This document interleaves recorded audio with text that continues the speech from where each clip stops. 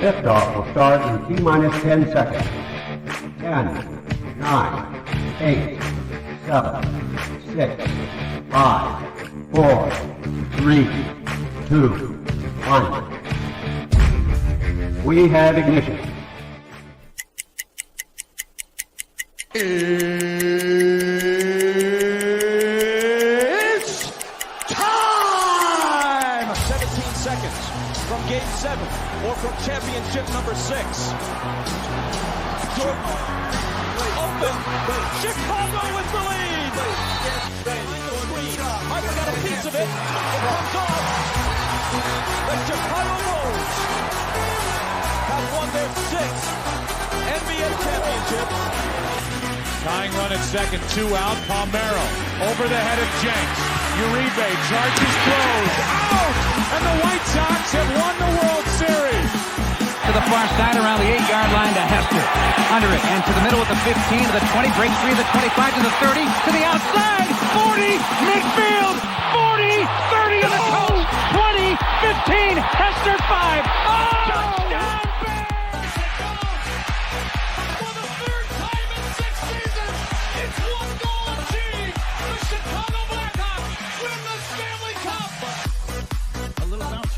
Toward Bryant. He will glove it toward Rizzo. It's in time. And the Chicago Cubs win the World Series.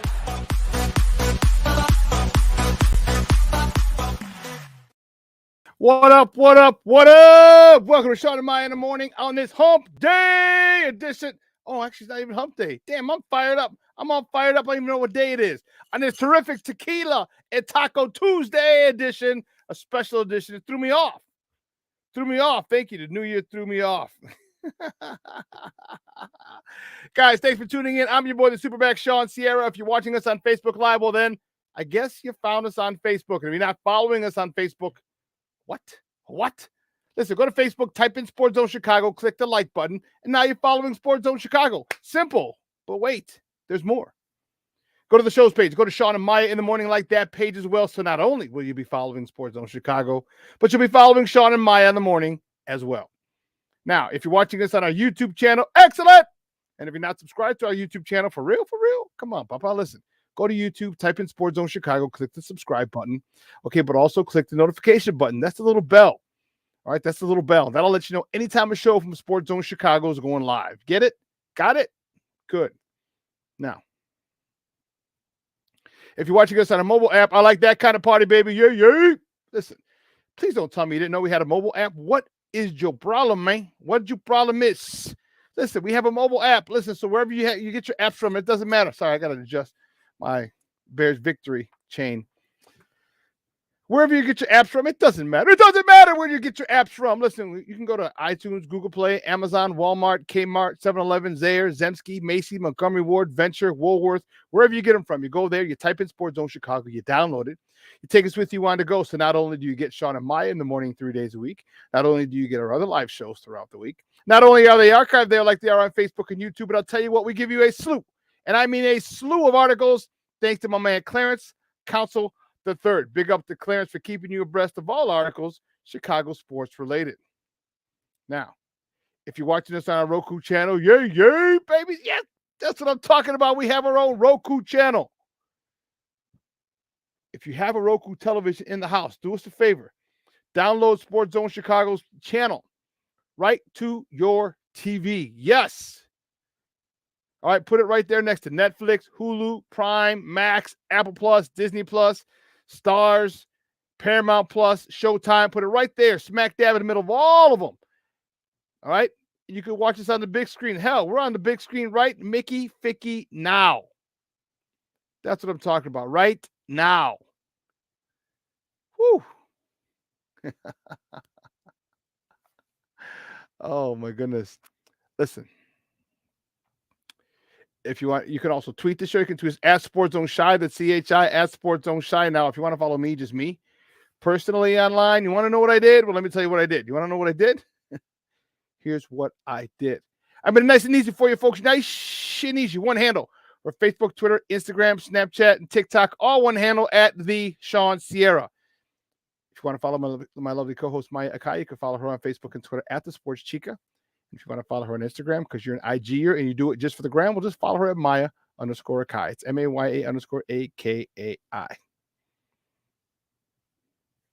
Man, we have a phenomenal show, but I need you to get interactive with us today. So whatever platform you're watching us on, whether it's Facebook, whether it's YouTube, whether it's our mobile app, leave a question or comment on that particular platform. It'll come up here in the thread. We'll put it up on the screen. We'll incorporate it into the show.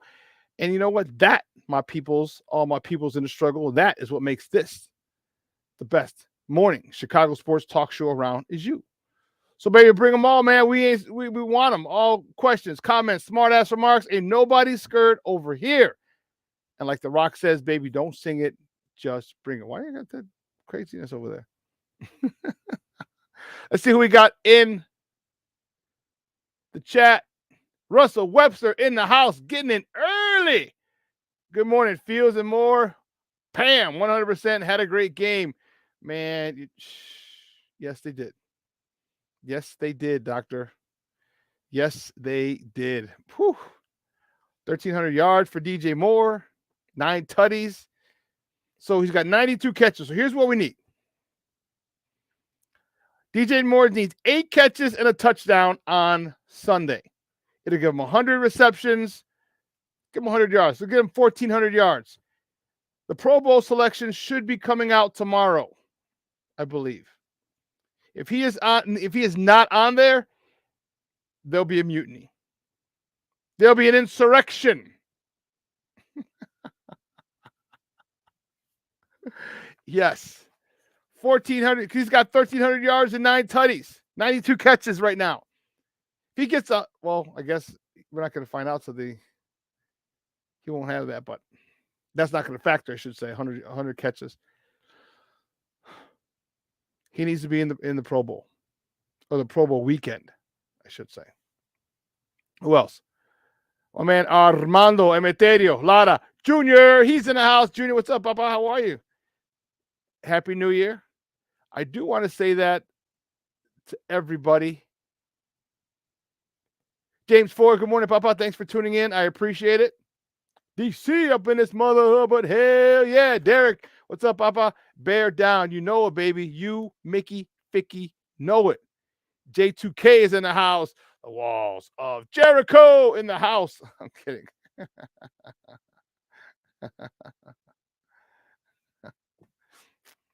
Oh, man. See? Crazy, crazy, crazy. Oh, my goodness gracious. Great balls of fire. Listen, I don't know a lot about a lot, but I do know this. More usual suspects will be chiming in, especially because it's off a day. All right, it's off a day, and everyone's like, well, Monday, but no, but it's not. It's Tuesday, but there's no. I get it. I know. I get it. I get it. It happens. It happens. So, let me tell you something. I was very excited over the weekend. And we got a lot to talk about. Don't forget, at 10 o'clock. 10 o'clock. Woo, Charlie. Instead of Monday morning quarterback, it's a Tuesday morning quarterback. Yes. I got to put this up. That's funny. Our Tuesday morning quarterback, Eric Kramer, is going to join us. And he is excited. We were texting earlier today. And he was like, another big win. It's like, you're darn right, baby. He said, you're darn right. I love it. I love it. I love it. I love it. Let me tell you something, you guys. And then so we're going to talk college football as well. We're definitely going to talk college football because, man, that yesterday, that ish was nuts. So nuts. Oh, wow. This is why, like, I'm excited for them to go to 12. Is it 12? Yeah. The 12 teams. This is why. The games yesterday were just insane. Insane. And everything you could ask for. everything, like put it this way, there was nothing from those games that you could have wanted, that you wanted more from. Everything that those games gave you yesterday were off the chain. Off the chain. And we're going to talk about that. Uh-oh. My man, Michelle Walls in the Mickey Ficky house. Good morning, Papa. Thanks for tuning in. DC, I agree. TJ Edwards should be a Pro Bowler and an All-Pro. Hell yeah, he leads the NFL in tackles. Actually, let me double check. I just got the game stats. So I still have the game. So what's cool is because we have the updated stats from, in the box. And so they're there, and I can go back every week and check. So I have this week's, and I need to check and see if TJ Edwards is still leading the NFL in tackles. Still leading us in tackles. I think that was a win-win for everybody. I think that Baltimore got what they wanted. Okay, we got a draft pick. We were able to sign 2 linebackers for right around the same price as Roschon. That's Roschon Johnson, not Roquan. As Roquan, and one of the guys that we signed, actually the cheaper one that we signed, was leading him in tackles, leading the NFL in tackles. So, Russell, yes, Odunze is a monster, and I think that's what makes that performance yesterday makes it so much easier, because obviously we know what Marvin Harrison can do. Marvin Harrison's dope, and a lot of people were unfamiliar with him because he's out west. He's out west, so they played late on Saturdays a lot of times, and you're like, yeah, I'm done with. I don't feel like it. So we didn't get a lot. Some people didn't get a lot of film on him or get a chance to watch him very much. And you hear it, but you don't see it. And for the record, before anyone says anything, I want Marvin Harrison Jr. Period. End of story for our first pick. No ifs, ands, or buts. Okay? I want Marvin Harrison Jr. Okay? Now, we have to go into this prepared that we might not be able to get Marvin Harrison Jr. Okay? That might be in the cards that we don't get him. So if we don't, we need to have another wide receiver that can come in and make plays. Now, Odunze is a beast. Russell, you say he's a monster. He's a beast. Man. This is one of the guys. Okay. There was definitely a lot of pro prospects out there over the weekend, bowl games, and some guys, and I get it. Some guys, I get it. They set out the bowl. See, here's my thing, though. So this official tally. If it is, he's down 13 tackles.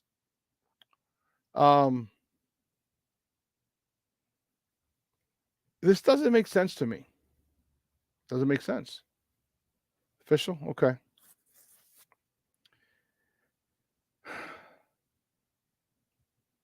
Why are you sitting out the bowl game?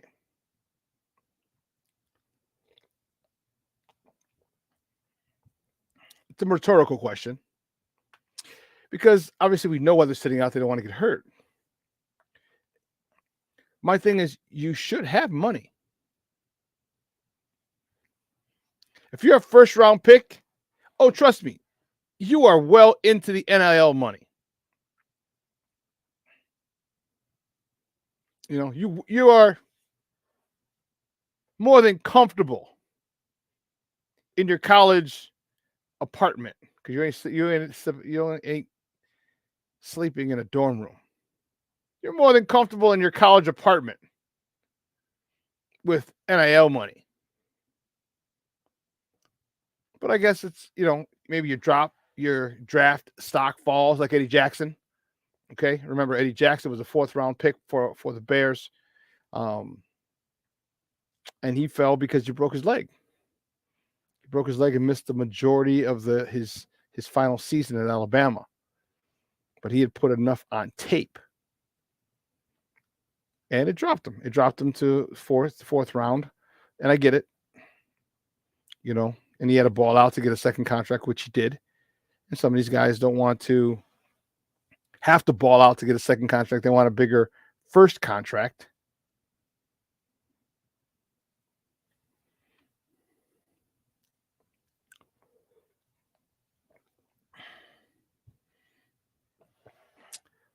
But I just really wish a lot more people would have played in the bowls.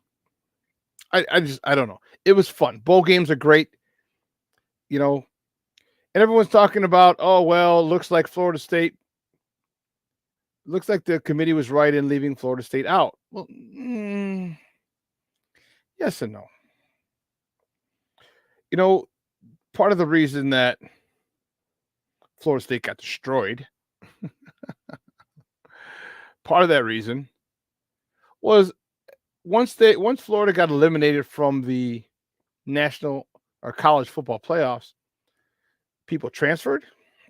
People who were getting ready to transfer, they transferred.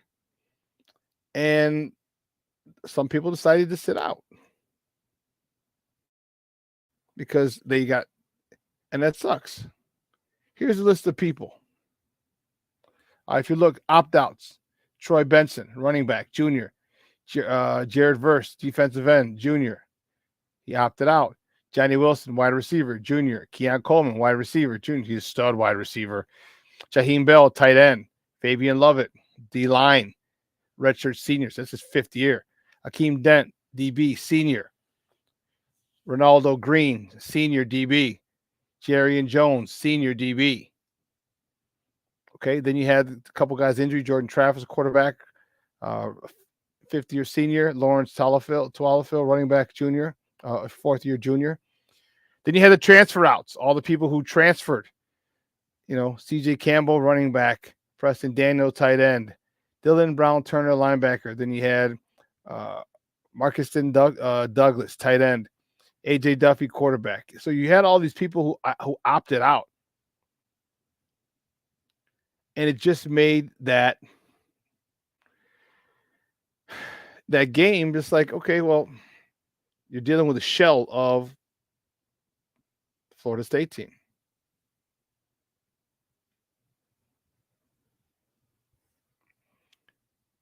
Charles in the house. He's back, baby. Charles McDavid in the house. What up? Yes, baby. Thanks for tuning in. You had to figure it out how to comment on YouTube, but you got it, Papa. You got it. That's what I'm talking about. The car god himself is in the house. That's what I'm talking about. Thanks for tuning in, baby. I appreciate it. Those games were amazing yesterday. I'm telling you, I didn't think. I love when people say, so I got a couple of people were, I don't know, just give me a hard time. But I posted yesterday and tweeted, I didn't think Michigan had a chance. I didn't think Michigan had a chance. And what's funny is I said I didn't think Michigan had a chance to win. I was wrong. Believe me, I don't have a problem saying I'm wrong. I'm not that egotistical. I have an ego, don't get me wrong. But if I'm wrong, I'm wrong. I'm not going to burn in hell for that. Probably for some other stuff, but not for that. No, I agree with you. And so I agree with you, Junior. Bowl games with guys opting out isn't good for college football. No, but that's the beast. That's the nature of the beast now. But people are like, oh, I told you they're going to win. I told you, don't you watch college football? And I was like, actually, not all teams. And let's be honest. Michigan's been spanked the last 2 times by Georgia and by TCU last year. They don't have a good record. I understand, different year, different spot, undefeated. But after that loss to Texas in week 2, Alabama's been undefeated also. Alabama looked like they're on a mission from God.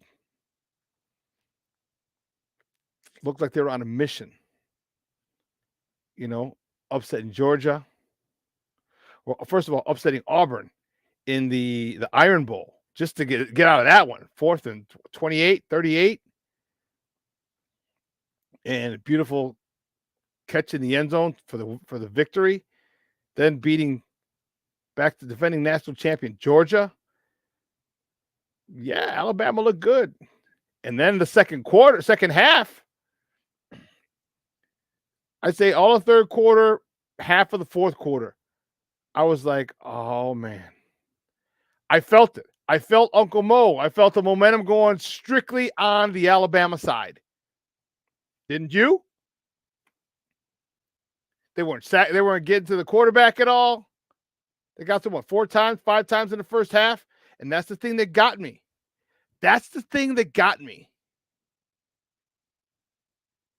You know, the thing that got me was they were only up 3. After a dominant performance in the first half, Michigan was only up 3. Yeah. And I said, man, if they make some adjustments, which I know they will, can Michigan make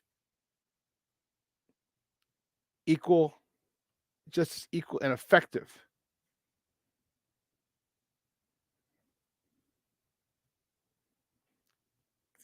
It was great. It was great. I enjoyed it. I enjoyed watching. College. They got it right. You know, the show that they put on yesterday was second to none. Washington came out. And I was hoping it'd be Washington. I wanted Washington and Michigan. Number 1 and number 2. That's what I wanted. And they got it. And that's so cool. That's so freaking cool. All right. Despite all the things, everyone was upset about Florida State. You know, upset about Alabama getting in and Texas getting in and all these other things. And it worked out. The football gods said, yeah, we got you. Don't worry. Number 1 versus number 2.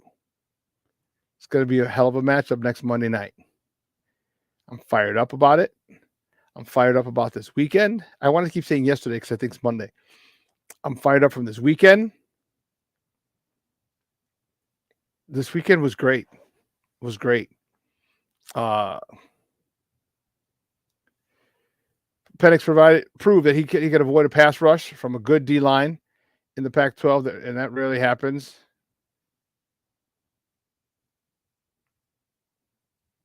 And what are you saying? He said if he does that against Michigan, he's guaranteed a first-round pick, if not a top 15 pick. Yeah. One of the guys on Facebook, I've learned to just keep scrolling when people put dumb shit. Or stuff that I don't agree with. Doesn't have to next to be dumb shit. It's just stuff I may not agree with. It's cool. It's fine. We don't need to argue all the time.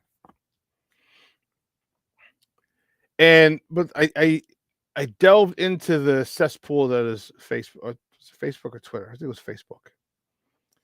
And the guy even said, he goes, I'm not trying to make this about a Justin Field post, but Michael Penix is, blah, blah, blah, blah. He's doing well. I'm like, you do know Justin Fields did the same thing in college.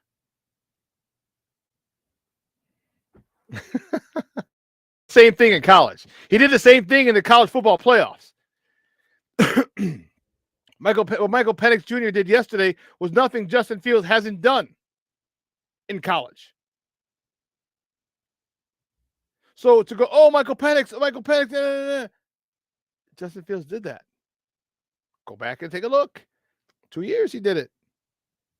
Beat Clemson and Trevor Lawrence his senior year. Come on, man. Just because someone has a good game. And granted, it's the college football playoffs. And if you want to have a good game, that is the time to have a good game. That is the time to have everybody, especially because he's on the West Coast. And a lot of people don't see him. You know, the East Coast bias. That was a good game, good time to have a really good game. You picked a great time.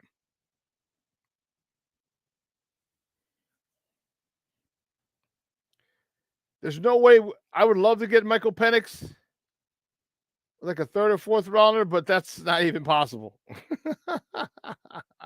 That's not even possible. He's not going past the second round.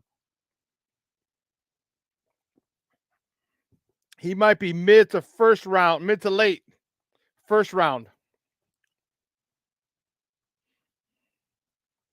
So there's no way we're going to get him. But I do like him a lot. I like him a lot.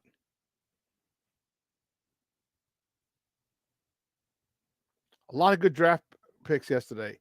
Dallas Turner, defensive end from Alabama, a freaking monster. Oh my God. Oh my God. He reminds me. I coached a kid at Curie.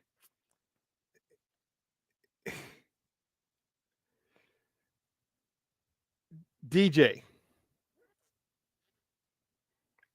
He reminds me of DJ. DJ Price was his name. Great kid, great young man. I think he lives in Texas now. Big shout out to DJ Price. Like DJ,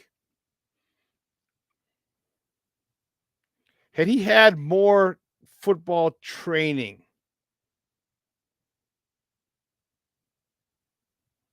maybe another year or two in Pop Warner or something. Dude, this dude, he ended up going to what school in Oklahoma? Langston, I think. I want to say Langston. I think he went to Langston. But he was bottom heavy. I mean, big, thick thighs, thick ass, like just powerful. Like you ain't moving him for shit. And he played with an attitude. That's who Dallas Turner reminded me of. Is my kid DJ Price. He looked mean. He did look mean. Whenever he gave you that look. But Dallas Turner, dude, he looked like he was like 25. And he played, I mean, he was just nasty. Took out a guard, set the edge. The running back was about to bounce it outside. He set the edge with the inside shoulder, bounced out. Running back had a cut back inside, boom, swallowed by the cavalry. This guy can do everything. There was a lot. And who said it? I think it was you, J2K. Dude, there was a lot of talent on display. Yes, it was J2K. It was you. A lot of talent is displayed. But that's what you're going to get. When you get teams in the Final Four, you're getting the best of the best. You're getting the best of the best. Byron Murphy. Russell, is that number 93? Is that number 93? Is that who Byron Murphy is? Because that son of a gun. What the hell? That dude is a beast. Is that who? I'm trying. Yeah, I don't remember. Russell, is that who Byron is? Number 93? The big dude? Big dude who looks like shit. What did Coach Eberflus call Billings? Not Momentum. One of the guys from the Marvel comics. Oh, yeah. Dude.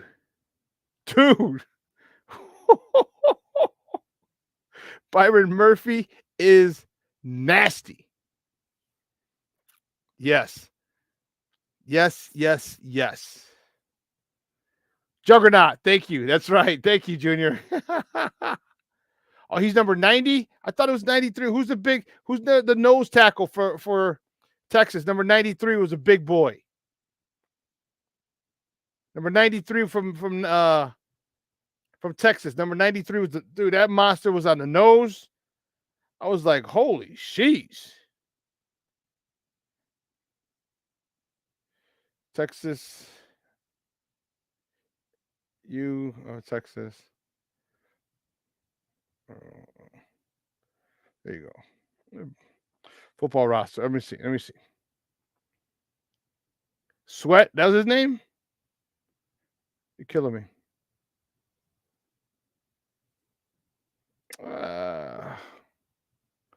Texas football Longhorn players.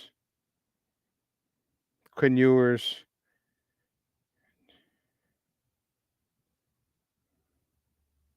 All right, I don't even know. Here you go. University of Texas football roster.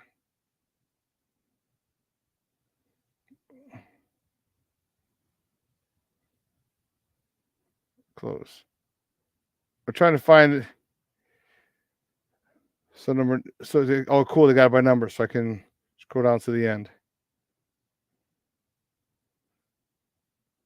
Oh, Tavondre Sweat. That's who you talked about. Tavondre Sweat, senior.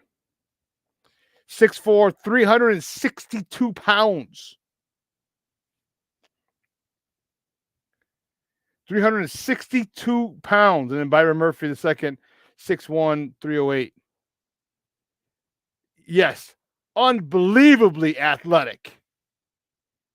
Lord have mercy. Woo. Man, those games were awesome yesterday. I'm telling you. It was just a great week. It was a great week. If you're drunken degenerate, you had a phenomenal weekend. NFL on Sunday, Saturday, if you wanted to go out, Sunday, the NFL, New Year's Eve, Monday, New Year's Day, college football, day drinking all day. Man, if you're a drunken degenerate, it was your weekend. I am not a drunken degenerate, although I did have a little something on Saturday. But man, Crazy Ace in the Mickey Ficky house. Good morning, Papa. Thanks for tuning in. Listen, let's take a quick break. And actually, we still are going to get to top of the morning topics. So let's take a quick break. And on the other side of the break, we actually will get to the top of the morning topics. So don't go anywhere, folks. Keep it locked right here. Shawn and Maya in the morning on Sports Zone Chicago. Hey, it's your boy, the SuperBack, Shawn Sierra, and be sure to follow Sports Zone Chicago on all social media platforms, on Facebook, Instagram, and our Roku channel. You can find us at Sports Zone Chicago, and on Twitter, we are at Sports Zone Shy. Also, be sure to download our mobile app so you can take Sports Zone Chicago with you on the go. Time out. How are you feeling right now? Happy? Excited? Angry? Overwhelmed? One of the best things you can do for your mind health is to name what you're feeling. It can sharpen your awareness and help you talk about your feelings with someone you trust. Here are 3 questions to ask yourself. Where are your thoughts right now? In the past, the present, the future? Do you notice any sensations in your body? Is your heart beating fast? Is there a flutter in your stomach? Or are you fully relaxed? What do you need right now? Time with others? Time to yourself? Remember, there's power in this awareness. So find ways to identify what you're feeling today.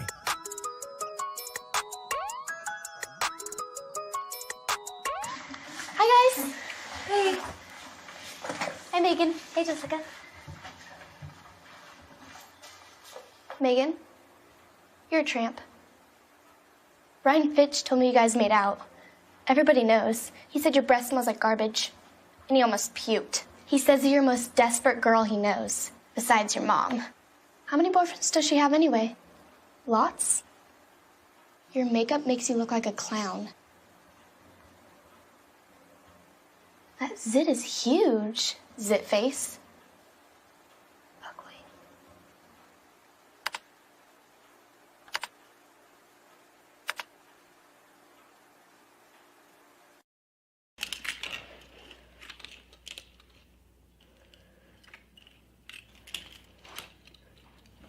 Hey, bud, what you doing? I'm playing with cars.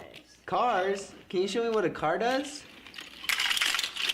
Whoa, whoa, whoa, whoa, whoa. Hold on a second. First of all, this is a school zone. So you need to put down your cell phone, stop texting, and let's get to driving. Now you're coming up to a stop sign, right? You need to slow down and stop before you hit that Y line. I want you to look left, right, left. You don't want to get hit by a car going on your left and to your right to make sure you don't get sideswiped by a guy coming from your right. You're coming, and you see a crosswalk. You better slow your horses down because the #1 rule of driving is always yield to pedestrians. Now stop, pull over, and you are done driving. Gosh, what do they teach you kids in school nowadays?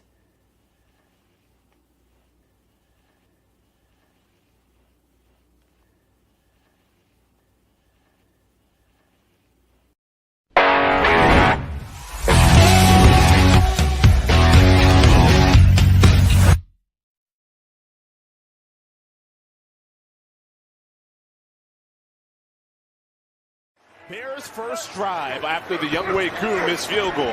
Justin Fields to work, has DJ Moore into the breadbasket, inside the 30-yard line. From the edge of field goal range, Fields time, check down, Johnson turns the corner, has the first down, zooms towards the goal line, pirouetted to the pylon. 3rd down and goal. Fields flings back corner, Moore! Touchdown Bears! Right in front of Jesse Bates. Look at him in the slot. He's not outside going against any of the cornerbacks right there. And he gets a chance to get matched up on. Welcome back to Shawn and Maya in the morning on Sports Zone Chicago. Those clips courtesy of CBS. That first tutty. And the way in the field where the press box is pretty wild. So it came right at us. So the press box, so I'm in the second row. The press box is staggered. There's 2 levels. And thanks, Steve-O. Thank you. It's 2 levels. And so the play came, we're in the right corner, literally the corner that DJ scored the touchdown. So as it happened, because I'm in the second level, I'm back a little from the window. I couldn't see it. I had to stand up to see it. So as soon as I'm watching the play develop, and I see DJ in the slot, and as soon as he plants, I'm like touchdown. And I said touchdown, and my guy who's usually there, Andrea, is from Italy, but he lives in Chicago. He works for international newspaper, whatever. So he wasn't there because he's back home for the holidays. So I had no one next to me. And I'm like, oh, and I felt, so people must have thought I was weird talking to myself. Because on Tyreek Stevenson's first interception, I'm like, oh, pick. And because I saw it happening. And I'm just yelling, pick. So it was nuts. So it's happening. I'm like, touchdown. And right away I stood up so I can see. And then sure enough, caught him like, dude, that was crazy. But you know what? Let's do it. You know how we do the first segment of every show when I'm not running late. It's called Top of the Morning. It won't come just when you want it.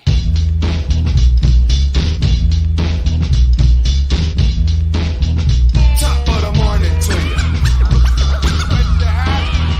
Top of the morning to you. Top of the morning to you. Yay.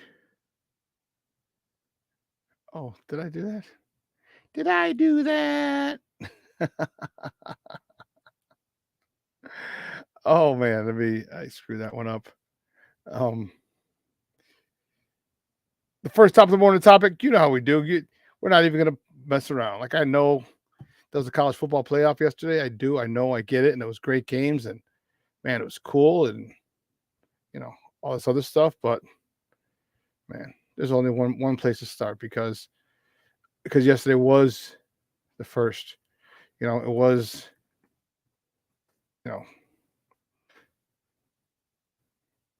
We're going to start with the Bears. Where else would we start? The Bears with a big win yesterday. I love it. The big win yesterday over Atlanta Falcons, 37-17. Justin Fields had an amazing day. I think he had I want to say great game. I wanted him to get 300. I wanted him to get 300 and 100 rushing. Tyler Scott, he's having some rookie issues. But I digress. Justin Fields, 20 of 32, 268 yards, a tutty, no picks, 99.5 quarterback rating. He also had 11 carries, not one carry. 11 carries for 45 yards, another touchdown. DJ Moore, a phenomenal day. Another day at the office for DJ Moore. He is targeted 13 times, had 9 catches for 159 yards and a tutty. A beautiful tutty. Like, if there's, you know what? I should have put that in there. The throw to DJ Moore was just insane. And he was on the radio this morning and he was talking about, he was like, he said the throw was perfect. He talked about their chemistry and how it's just growing and getting better. And whoever this dude is, or this dude, look at this catch. Or I should say, we saw the catch. Look at this picture.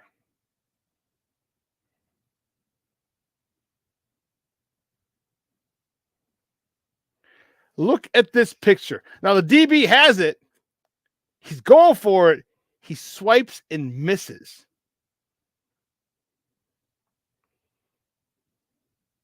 The only other picture that I say would be better,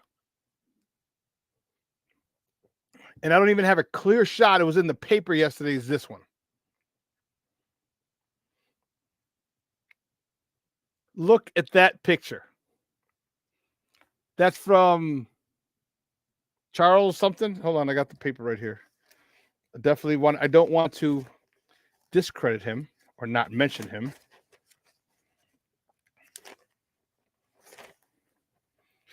Charles Rex Arbogast. I think, isn't that who, Junior, isn't that who Mondo told me to look up?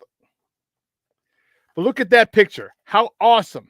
If this is your job, how awesome is it? Like, look at the DB's arms. Look at DJ Moore. The ball didn't even catch it in his hands. It just caught it in his arm.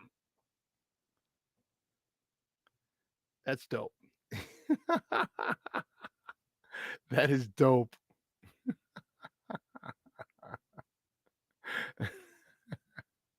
And yeah, the safety Jesse Bates is probably the best in the league. If not the best, he's up there. It was a late hands from DJ that got the quarterback off the point. Yeah. It was with gloves on. Yep.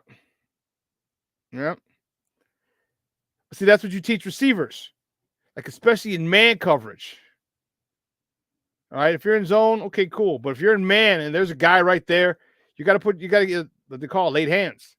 You got to put him up at the last second. You got to have late hands because when you put your hands up, he puts his hands up, and it's going to be a split second delay. And there's one thing, and I wonder, you know what? I should ask him. I'm not going to have access to him again. Fudge. I have to ask him because one of the things that I did. Oh no, it's. Oh, you here? Okay, John Parker Bach. Okay, he's the other photographer. Okay, one thing I'm going to ask him because one of the things that there's little nuances to the game. Okay? There are little nuances to the game that most of you don't understand, and you'll never get it because you didn't play the game. One of the things that people do, and I used to teach my DBs. I don't know if you remember. For most of you do. Some don't. I would teach my DBs, if you're a man and when his eyes get big, turn your head. When his eyes get big, turn your head. Because that's what happens when you catch the ball. Your eyes get big. Well, somebody did that to me college. And I was so pissed as a linebacker. I'd run out, I'd run out and up and they'd throw the ball and my eyes got big as I'm looking for the ball and turn around and he'd always deflect it. But how do you know? He goes, your eyes got big. So what I did is I had to practice. I had to practice not making my eyes big. So I just run, watch, laid hands. I would teach my DBs the same thing. All right, as a D coordinator. And I should ask him, like, so when you're about to catch a ball, a deep ball, all right, because you could look, all right, and see, but once your eyes open, I should ask DJ, have you practiced not opening your eyes? I'm like, because there's been a lot of catches this year that the dude was on him. Literally on him and missed it by that much for all my Get Smart people. Yeah, Junior. Yeah, we're a visor. Yeah, even if it's a clear one, it's tough to see because you don't know what's reflecting off it or anything like that. You know what I mean?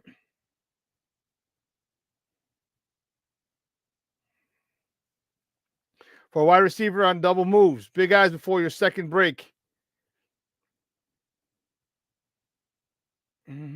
So yeah. But there's also head moves and body. I play with a guy named Todd Daskowski. We called him Jedi because he was not the fastest dude at all. But he would get so much separation because of his body movements. Like say he's gonna run an out. He's a slot, he's gonna run an out. He'd come up, he'd throttle down and start turning inside. He throttled out, start turning inside. Bam.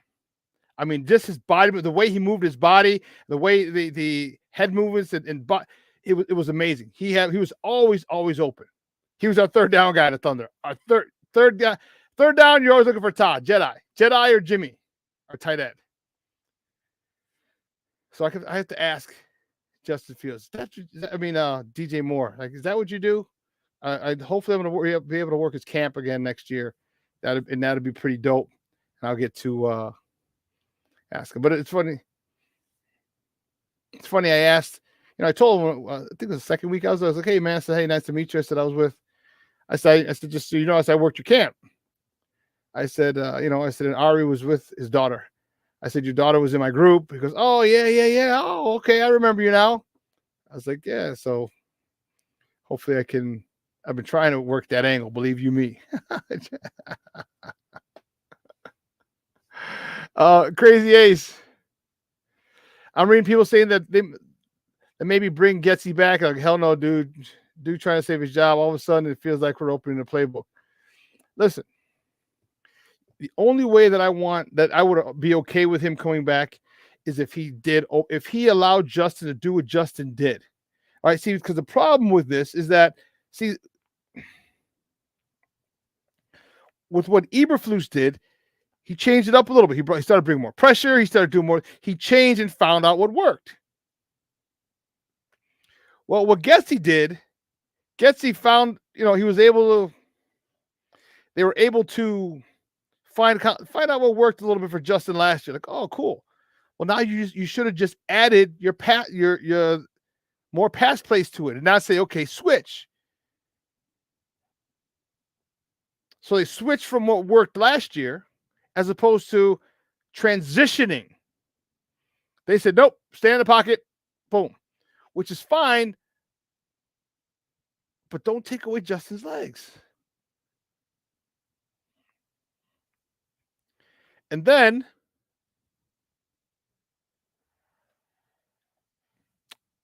it seems like he reverts back to the shit that doesn't work. It's like you saw what worked. You did it for a while, then you changed it.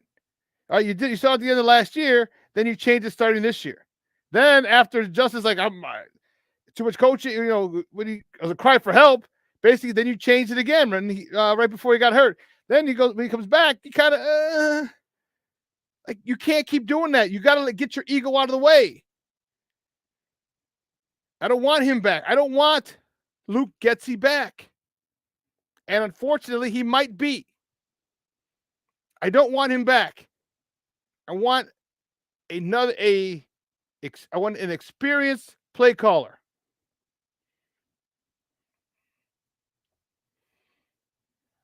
One of J2K, this is one of the things that I have an issue with. He's such an enigma. He calls a good scripted game plan. We run the ball. Then when there's a crazy drop off and no setup from play to play. Yes.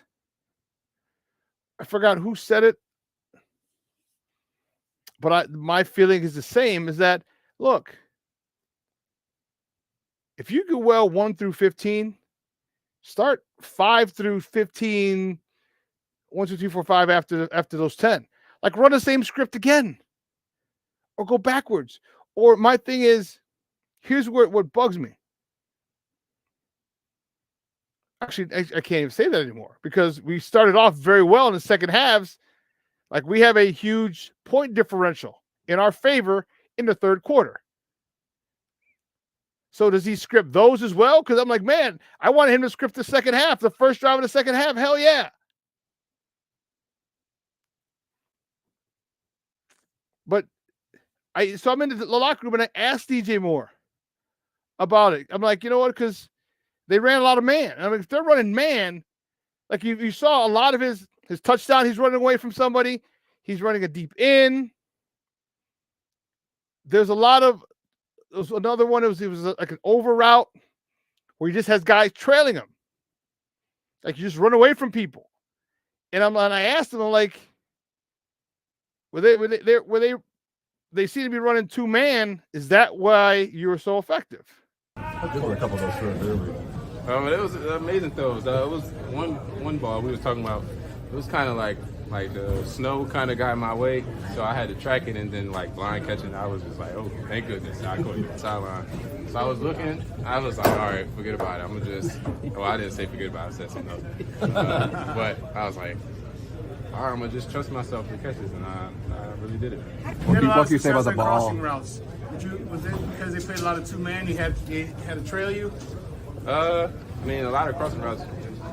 When you get man coverage, you want to run away. So that played a part into it. Okay.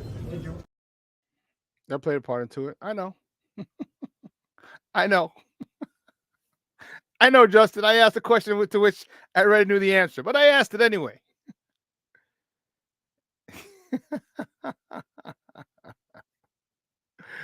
Oh, man. What are you asking?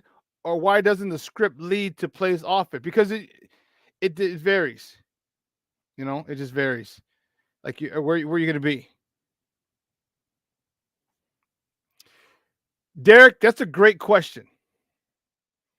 That's a great question. That's a phenomenal question. If he says if they get a new OC, wouldn't that retard or stunt or stop or make him go back, regress, Fields' growth? No. Depends on the OC. Depends on the OC. Okay. Here's why. Derek, great freaking question. And we'll talk to Eric. Eric's coming up in a couple of minutes. Okay. Because if you get an offensive coordinator who is detail oriented, then he's going to understand that everything starts with your feet. Everything. And if you watch the dropbacks, you watch Justin Fields' dropbacks, he's very lazy on his dropbacks. And I've said it a million times, and I'll say it a million more times. When things happen on the field, it's because of one of two reasons. They're either coached or they're allowed. That's it. Justin Fields is allowed to do this. Watch some of his throws. I'll go some of his first. Let's go, I don't know if we'll have it. We'll go with the one we just watched. Bears' first drive after the Younghoe Koo missed field goal. Justin Fields to work. Has DJ Moore into the breadbasket. Inside the 30-yard line. On the edge of field goal range. Fields time. Check down. Johnson turns the corner, has the first down. Zooms towards the goal line. Pirouetted to the pylon. If you saw, I just stopped it after that. If you saw that, the first one, he got back quick. 1, 2, 3, bam, planted through, hit DJ Moore on the corner, on the side. You see that? Beautiful. And the second one, he's like, and he's like, he's like, look, it's not in rhythm. So if you get an offensive coordinator, DC, that shows you and beats it over your head how important your footwork is for timing in an offense, it will actually help him. It would actually help him because I'll show you those two plays again. Watch the first play where he goes back 1, 2, 3, boom, gets it out on the third one, I believe, and hits DJ Moore. The second one, he's like, who am I looking at? Oh, I have Roschon Johnson. Watch. Bears' first drive after the Younghoe Koo missed field goal. Justin Fields to work. Has DJ Moore into the breadbasket. Inside the 30-yard line. On the edge of field goal range. Fields time. Check down. Johnson turns the corner, has the first down. Zoom. So you see the difference in those two? So if you get a guy who focuses, and again, everything starts with your feet, and impresses upon him the importance of your feet, and he buys in. Listen, if Justin gets his feet in rhythm, it's over. It's over. He will be a top 5 quarterback as long as he wants to be. If he gets his feet in order, and you need an offensive coordinator to beat that into his head, you need that. I'm telling you, I work with quarterbacks. I was a quarterback coach a couple of years, so I get it and I understand it. And why it's not being demanded at that level, I don't know. It has nothing to do with his talent. It has to do with the fundamentals of football. And if you get him to understand that his feet are the most important freaking thing in being a quarterback, he's a top 5, top 3 quarterback guaranteed. Look what he did running. Dude, the Houdiniac was stupid. Like, how the hell did you get out of that shit? Seriously. I'm watching him like, oh, damn it. Oh, damn it. Oh, no, he didn't. If you get his feet together, it's over. The rhythm. I'm telling you, just the rhythm of 1, 2, 3 throw, 1, 2, 3, 4, 5 throw. You get Justin into that game, set, match. We will be a perennial NFC championship game contender. But I said Nagy. Getsy isn't that detail oriented, because if he was, Justin would do it all the time. I got my guest coming up next. I'm going to ask him. He said it before, but I'll have him say it again.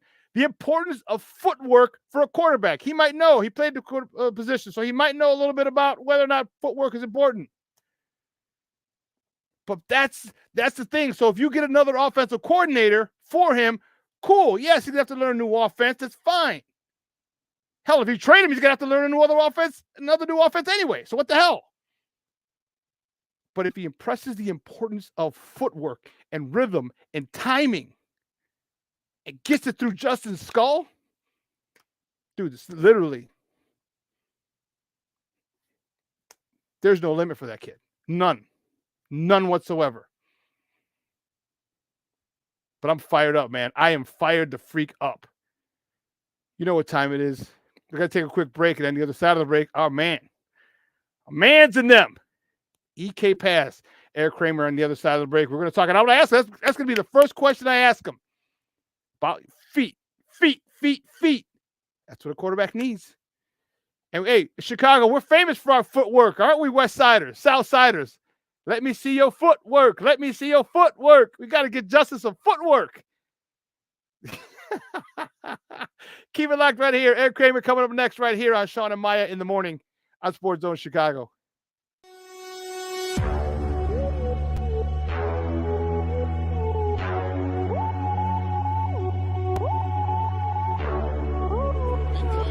To run for 17, back he goes, here comes Chubb, there goes the ball, touchdown, Mooney!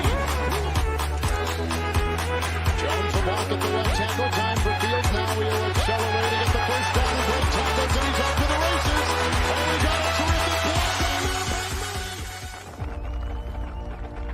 block. For every generation, it has started with the call to serve.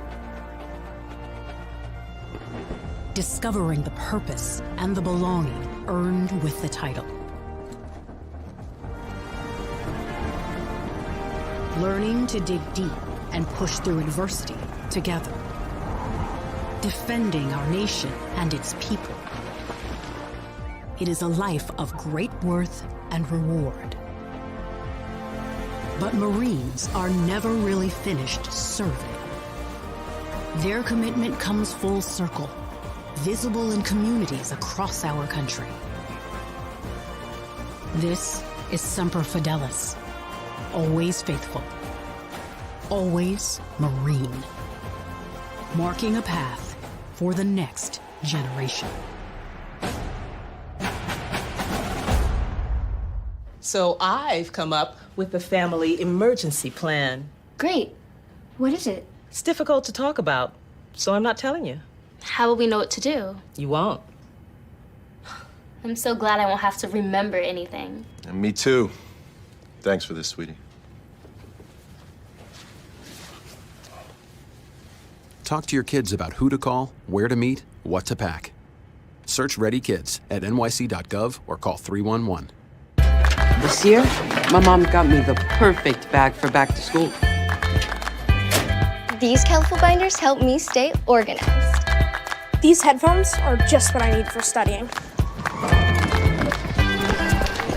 These new sneakers are just what I need for the new year. This jacket is a real must-have. My parents got me the skateboard I wanted. It's pretty cool.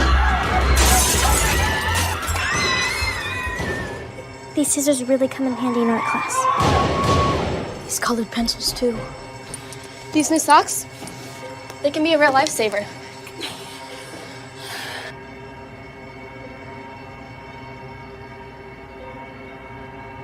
I finally got my own phone to stay in touch with my mom.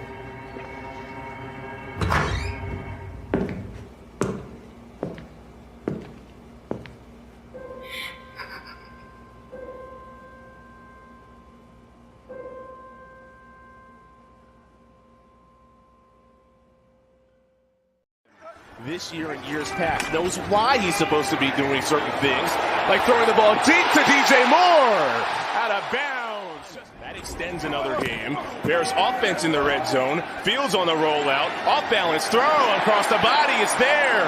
Inside the 10-yard line for Robert Tonyan. Trent Taylor in motion. There is Fields in his legs. Dances outside. Stretches. Touchdown, Justin Fields. The left side of your screen there. DJ Moore pulling the jersey towards him. Terrell's not happy to right tackle.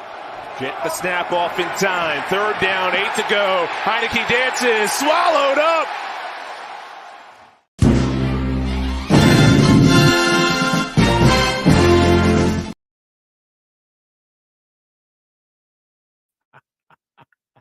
You're an idiot.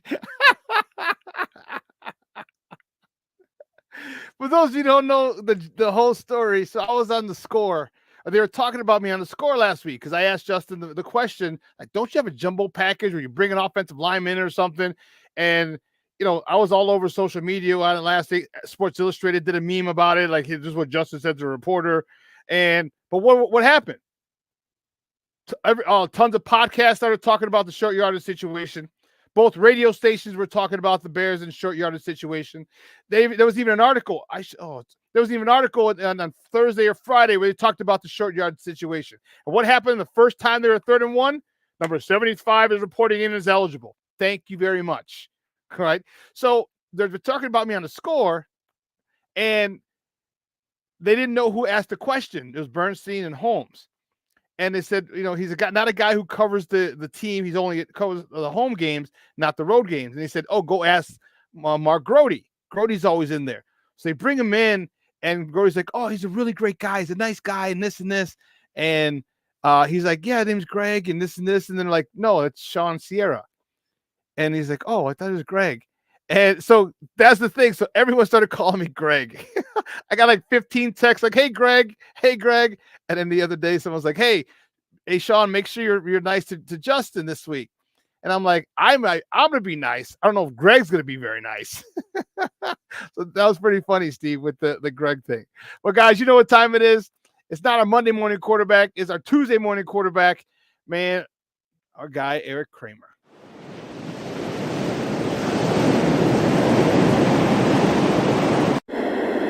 This segment of Shawn and Maya in the Morning, Monday Morning Quarterback with Eric Kramer, is sponsored by Goal Mental Wellness, Inc. Because your life is calling. Goal, get out and live. Because life is too short.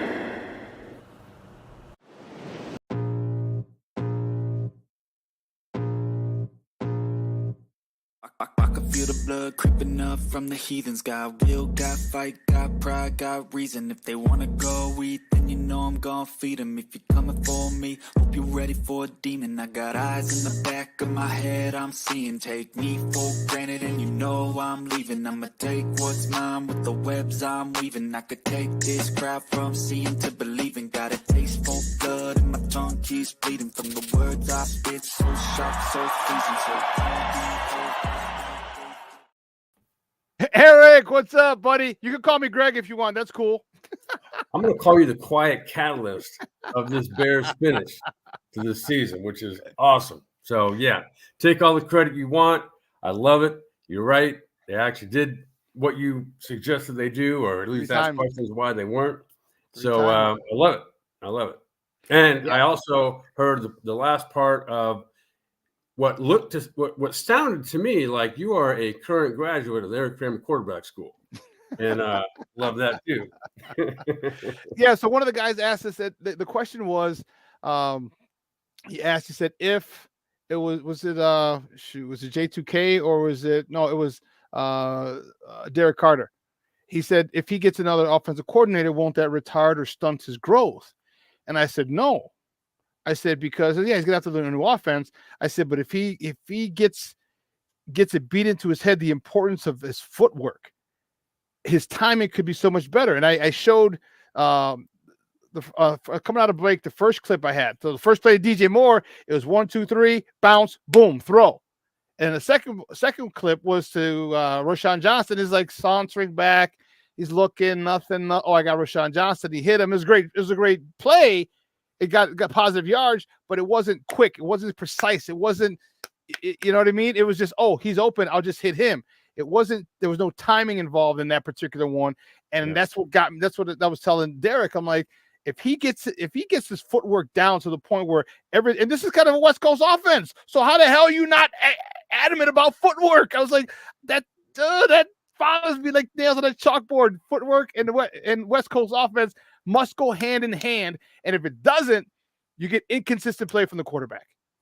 So well said. Let me just say this. You can't watch the NFL these days and not watch the West Coast offense. So everybody runs some version of it. And when you talk about getting a new offensive coordinator, I disagree that it's taken a step backward because they all run some version of the same offense. And one of the things in the clips that I just saw, the one to DJ Moore, great that he threw it in rhythm. Where should that ball have been thrown, actually, though?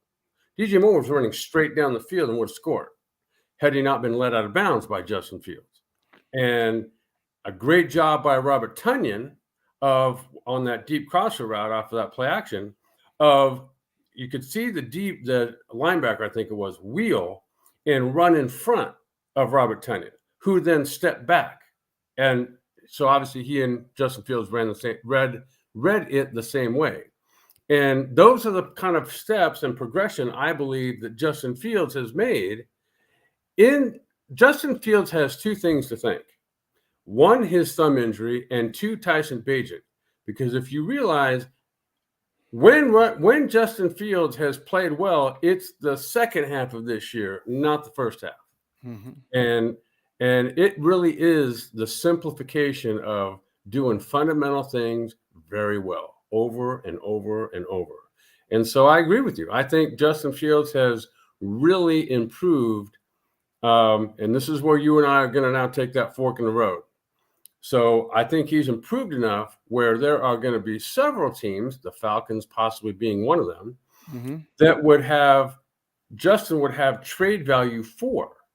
So my belief, as you know all along, has been trade Justin Fields and acquire more draft picks and go get a guy like, I don't care who you get. There's 4 or 5 of them that could step into that role. You could trade out of the number 1 spot, or you could get Caleb Williams. Doesn't matter to me. You could trade that pick and go down and get a guy like Bo Nix, or whoever. And or so Penix, the guy from last night, people like too. I like him as well. Whoever, put a question mark there. Doesn't matter. You go get an elite. You go get a Trent Williams at left tackle, and we obviously seen now the development of Braxton Jones. But my belief is Braxton Jones is going to be a great backup for either tackle. Swing tackle, yeah. Which you're going to need. But if you get an elite left tackle, now you got 2 of them. And you go out and shore up the interior of that offensive line. To me, there's 2 weak spots. There's one of the guards that's not played by Tevin Jenkins and center. And then you're stacked on the offensive line with all young players, by the way. Yeah. And or one of those picks, those high picks, you use on an edge rusher to go opposite Montez Sweat. Something like that. But this is one of the better young teams. I'm talking about the Bears now.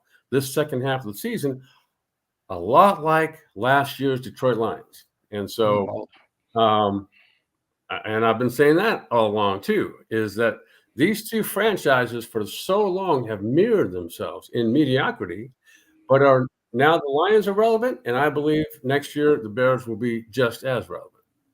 Yeah, they won 8 out of the last 10 and really finished hot. They were white hot when the way they finished the season last year. They just started off bad, just like we did this year. I'll disagree with you. For a second, I think Justin was playing his best, second to best ball before he got injured, and then he played his best ball after he got injured. And because of where we will agree on this one is that, okay, you did get to step back. You did get to look at it from a coach's perspective.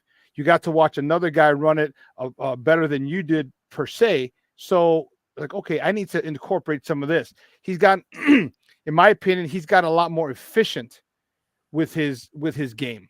And I think that's the most important thing, that you're efficient, even though he didn't have to. And I wanted him to get the 300 yards because that just looks better. You know, with Tyler Scott had that one, and I even tweeted like Tyler Scott either can't or won't take advantage of his. I would have been a big boy touchdown catch, but you got to make those big boy touchdown catches because you're in the NFL. Sorry, you are too. Exactly. So yep. But I agree with you. When I looked at the stats of yesterday's game with Justin, he had exactly what you would want to have. I mean, he was efficient. He was 20 of 30, 1 or 2. A touchdown, 250-ish yards, no mistakes, no fumbles, no interceptions. But then you add up his running total, and it's not just the total. Obviously, he scored on the one, but it's the threat of him running that also brings concern to a defense. And so I agree with you, man. I think he is getting better and better and better, and it's a great thing to see. As the team's getting better, not coincidentally. And wins are stacking up as Justin Fields is getting better. Yeah, and that's why. So give me your take then. And that's why I think, and I've said for the longest time, like Eberflus is coming back. I just feel he's coming back. Yeah. This team is on the uptick. The defense is shored up, and like I said, the politics that's involved. Like you gotta, you talk to Eberflus and like, look, dude, you're gonna come in, you're a defensive guy, and I'm gutting the defense. All right. You do me this solid. Just you hang in 23, in 22, in 23. All right, we're gonna get the offense done, and at 24, I can truly evaluate you.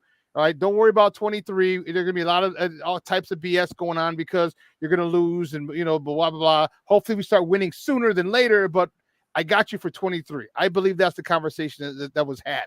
All right, and dude, they're the confidence, and that's what I was asking. That's one of my favorite questions this year was the different guys that ask, well, where's your confidence level? Now that you're doing this, and you see when I asked Jalen Johnson that a couple weeks ago, he looked at me like, it's the highest it's ever been. Tyreek Stevenson last week, same thing. So these guys are playing with a lot of confidence, and that goes a long way. Talk to me about this running game.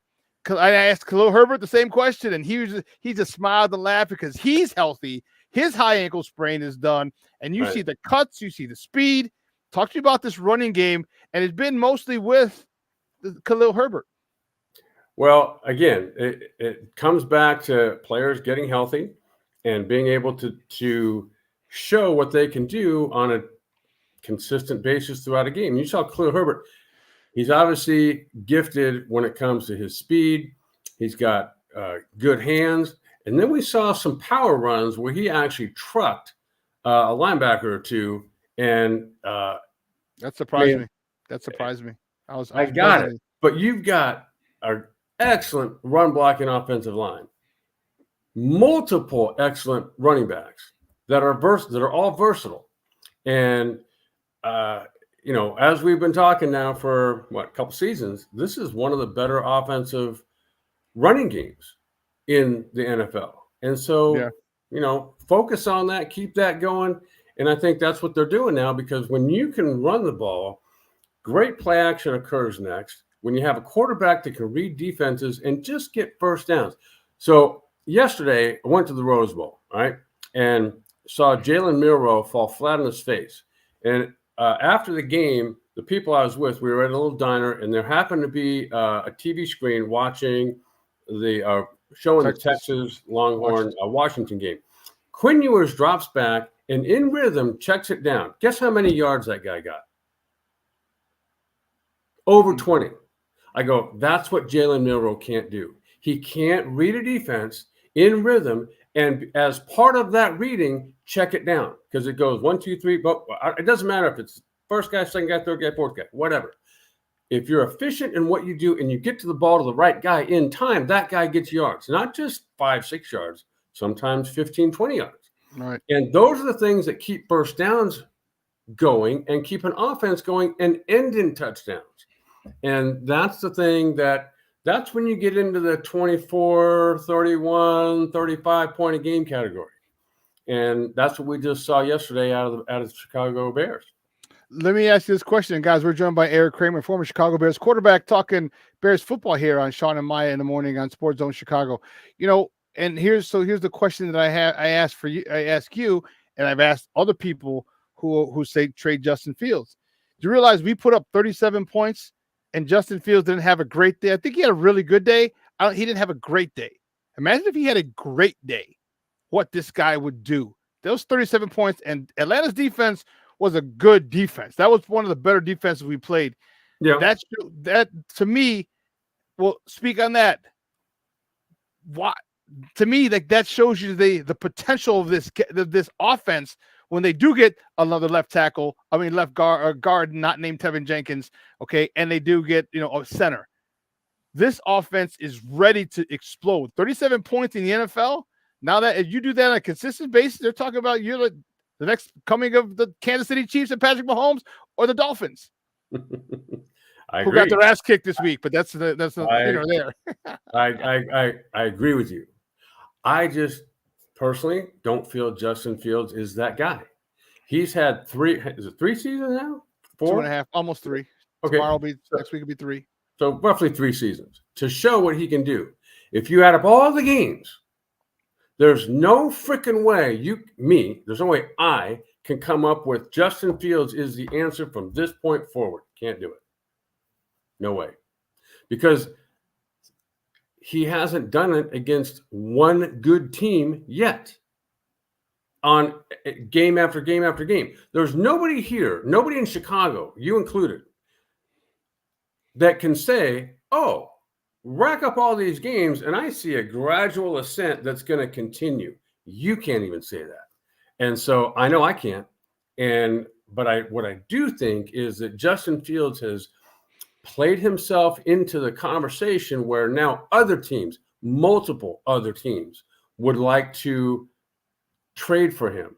And when you trade for somebody, you got to be, it's who bids the highest, meaning that could contain a player on the current roster of that team that, for whatever reason, Ryan Poles and his staff think that, oh, this guy could be plugged in right here, like DJ Moore, and be that guy. It could include draft picks, which it would for sure will. And the better Justin Fields plays, even the next game, the higher that draft pick gets. Because now you got 4 or 5 teams bidding for one guy. And so that's my thought, is that Justin Fields can't continue this. No way. So do you think he's gonna if he goes somewhere else that he can really get unlocked and really be a much better player? I don't. I think wherever he goes, Chicago Bear fans are not going to have to worry about, we just traded a guy who's now the MVP. Not going to happen. And so, again, this is, let somebody build their own value up, which is now what he's done, and then trade him at the height of his value, which is right now.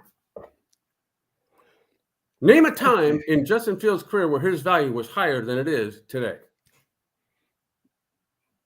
You can't. Yeah, no. My whole thing is this, and again, we're on separate sides of the opposite sides of the fence, because my thing is all these great quarterbacks that we have in the league, and even in the past, they've all had one thing. They've all had quarterback people to help develop them, and Justin Fields hasn't had that. At Ohio State, he did. Not here. You look at, and let me give you some of the names of the people, and you're like, oh my goodness. And then look at who he's at. Cam Newton, back in the day. Mike Shula, okay, offensive mind. Patrick Mahomes, we know who he is. Andy Reid. Joe Burrow, Brian Callahan's been there his whole career. Justin Herbert, Kellen Moore. Remember, he was the next hot offensive prospect when he left the Cowboys.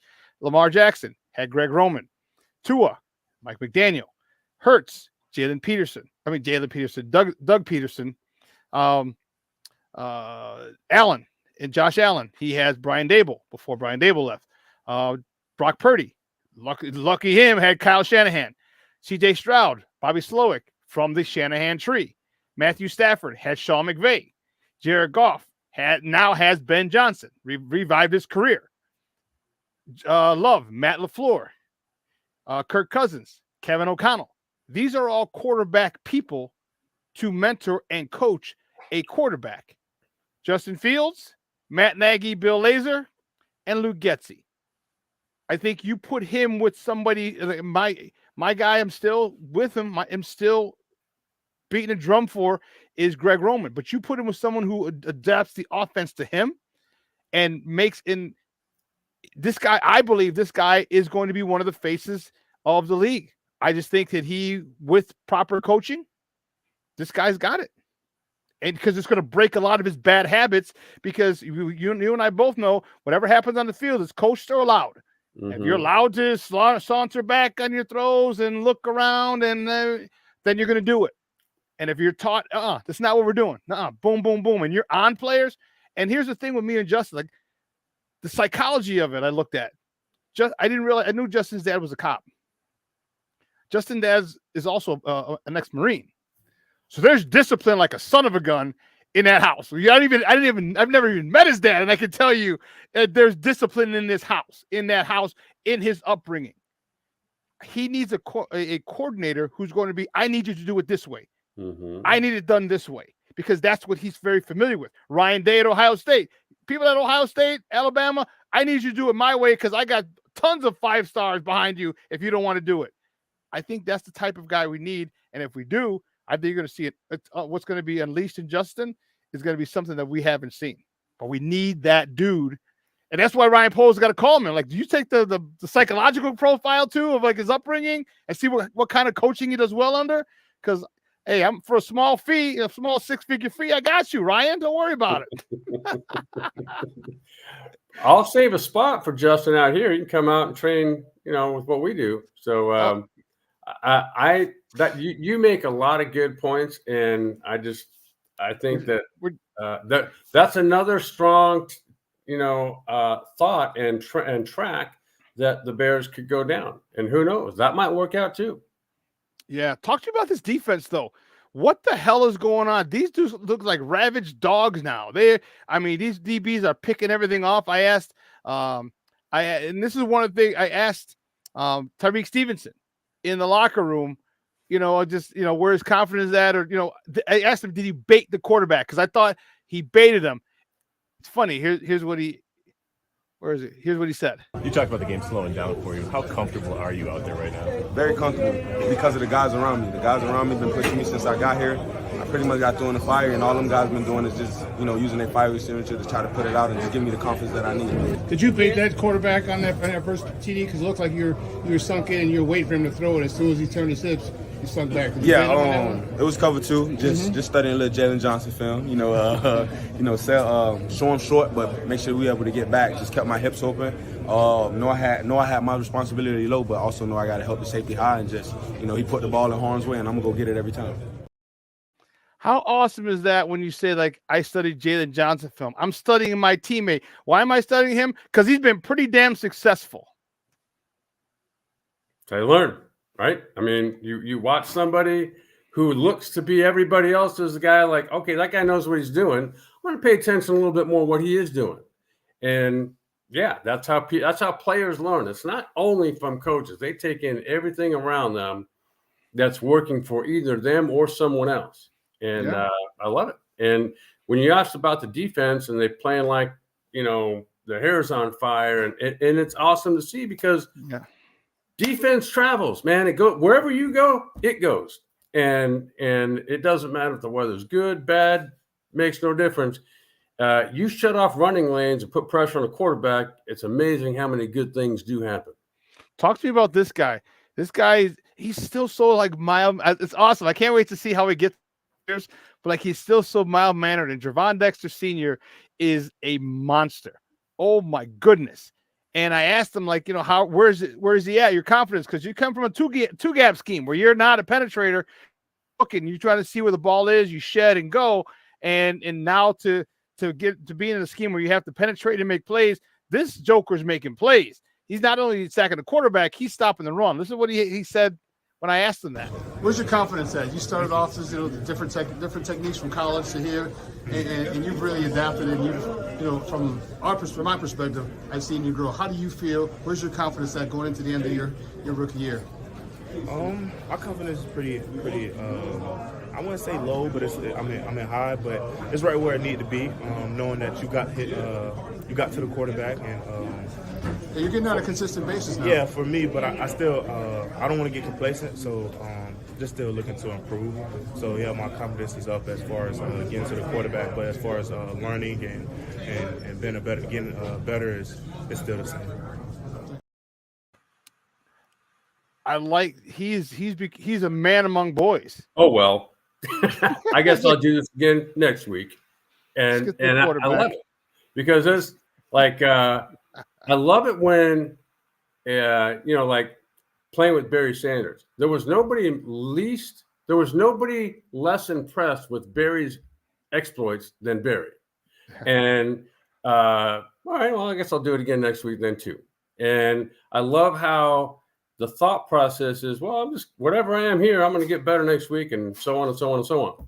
And that's the kind of play you want to have out of people. That he's a game wrecker. He's the guy. What's the guy's name that everybody thought the Bears should get that came out of Georgia last year that went to Philly? Oh, Jalen Carter. Jalen Carter. He's Jalen Carter too. And it doesn't matter where you put him on the field. He's going to wreck your game. And so, you again, that's where this comes from. All it is talented people with the right mindset that you put in position to orchestrate and Matt Eberflus has done a phenomenal job of that.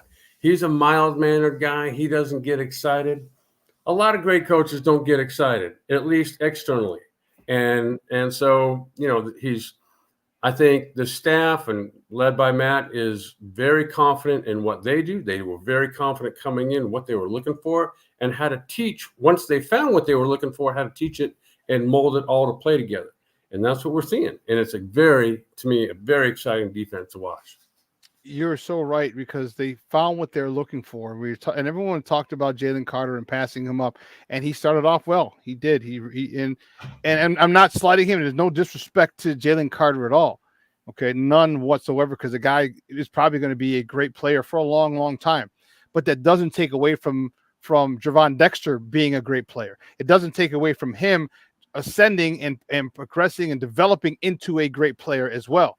They just didn't want to deal with the headache and the off the field issues. And they said, hey, we got a guy that we think can be as good as him or maybe even better. And they trusted their scouting. They trusted and more important than their scouting, they trusted their coaching. And said, yeah, I can get the best out of him. And they're getting the best out of him, because this dude is, like you said, it's so weird. Like, dude, like, say it with like a little more bass in your voice. Like, yeah, I'm doing well. I'm happy where I'm at. I want to get better. He's like, no, I'm just, I don't want to get barely by. even hear him talking to the microphone. And I was right next to him, literally right next to him.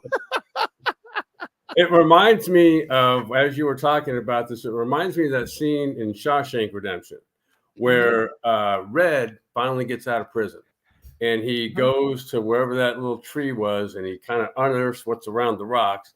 He pulls his stuff out, dusts it off, opens it up, and in there is what he was told would be in there. Right. And that's right now Javon Dexter, and it's Tyreek Stevenson, and it's a multitude of players over these last 2 or 3 drafts that are now, didn't Jalen Carter, but got Darnell Wright, who is a phenom at right tackle after, a full season now as a rookie. And what Braxton Jones at times has developed into, and just the concert of it all, like you said, not only just discovering where these players are, because, Javon Dexter could have gone to a lot of teams, but he didn't. He came to the Bears. And just the way you think, okay, not what he's just today.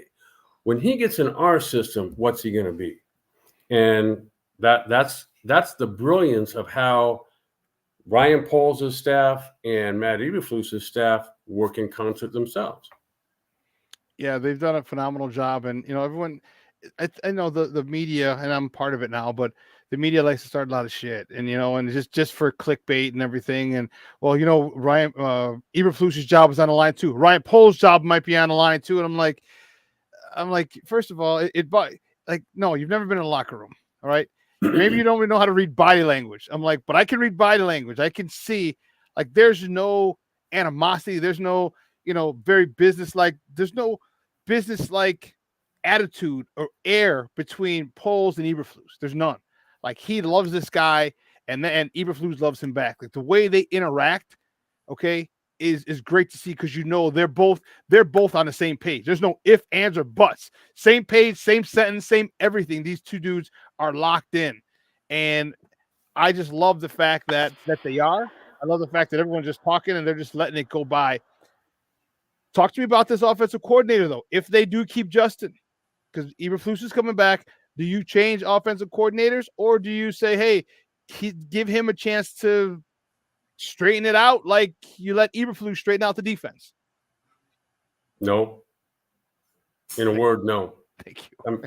Thank you, Eric. Okay. Oh, it looks like we're on the same side of the fence this one. Thank you. Thank you. So why wouldn't you? Because I'll tell you why I wouldn't, but why wouldn't you? Well, because there's too many fundamental things wrong with what they've done so far, which I've detailed in the past. I mean, some of the plays that have been, he doesn't just call plays, he designs plays. And in the way some of these plays that I've seen over the years are designed, there's no way to win. I don't care who's playing quarterback. And so out. I mean, you've had your time. You weren't a coordinator when you got here, and you didn't do well when you were here. Gone. Yeah. I didn't like the fact that So when he had Justin, there were a couple of times I saw Justin go from right, literally one read. His number one read was to the right, but his number two read was to the left. I'm like, that's awful far for you to go. And he didn't marry the routes. So and I forgot who it was, who they were playing. They hit it was against the Bears. They hit our defense, but it was a cover two. So they had the outside guy on the left run a deep curl, like about a 20-yard curl, right? Much deeper than normal.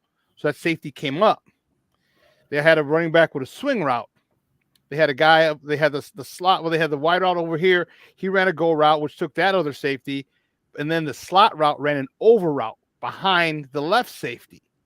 And I'm like, that's how you marry routes, because you have the over route, you have the curl, you have the flat, all to this side. Yeah. As opposed to going a long route here. No, then I come to the flat here, then I got to go over there. No, I was like, that was, and I'm a football geek like that. I'm like, that was a beautifully designed play. Like boom, boom, boom, 3 levels, same side of the field, and you put the safety in conflict. I was like, ooh, that's why I don't want him around, because I don't see that often. I don't see it. And yesterday was the first time I saw like a lot more crosses. Like, you came from Green Bay. That's all they did was crossing routes. Yeah. All they did for us for the last 30 freaking years was crossing routes and getting somebody open. And we're not running them with a guy like DJ Moore. I'm like, yeah, you got to go. You got to go. Yeah. So we're on the same page there. And again, some of it is think about what San Francisco does, for example. Okay. So they acquire, whether it be trade, draft, free agency, they acquire players to fit their system. Bingo. And they craft their system to fit their players. So Deebo Samuel, is he a running back or is he a receiver? Yes. Is Christian McCaffrey a running back or is he a receiver? Yes. And so that's my point, is they figure out ways to keep their same personnel on the field, and they're going to find who your linebacker is that's going to be covering Christian McCaffrey. And they put him in a spot. They put your guy in a spot where he can't do that. And same with Deebo Samuel.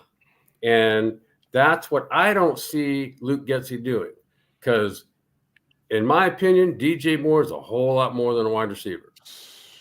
And yet we haven't seen him do anything but that, except for one freaking play where he gets a direct snap and fakes a reverse to Justin and then walks in the end zone.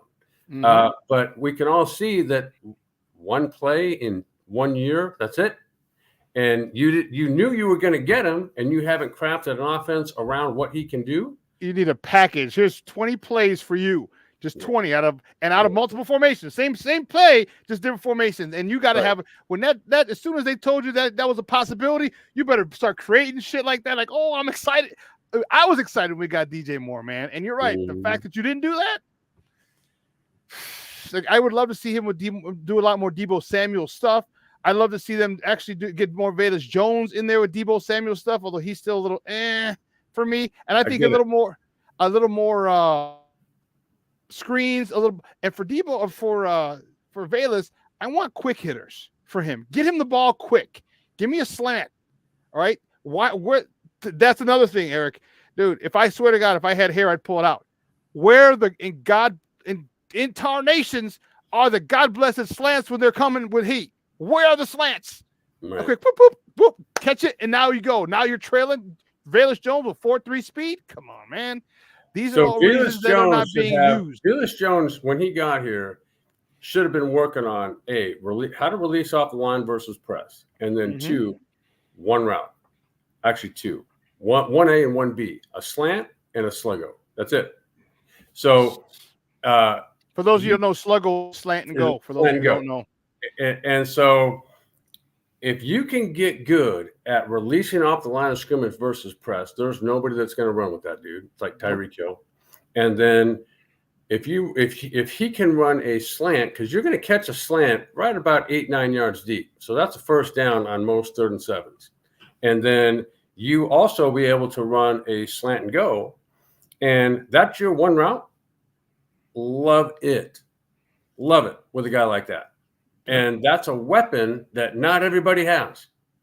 Now you start asking him to do all the other things that he does when he comes in here, and it's amazing, isn't it, how fast a player's confidence can go down? Oh yeah. And those are things that all add up to what we've been talking about, that Luke Getsy in particular hasn't figured out.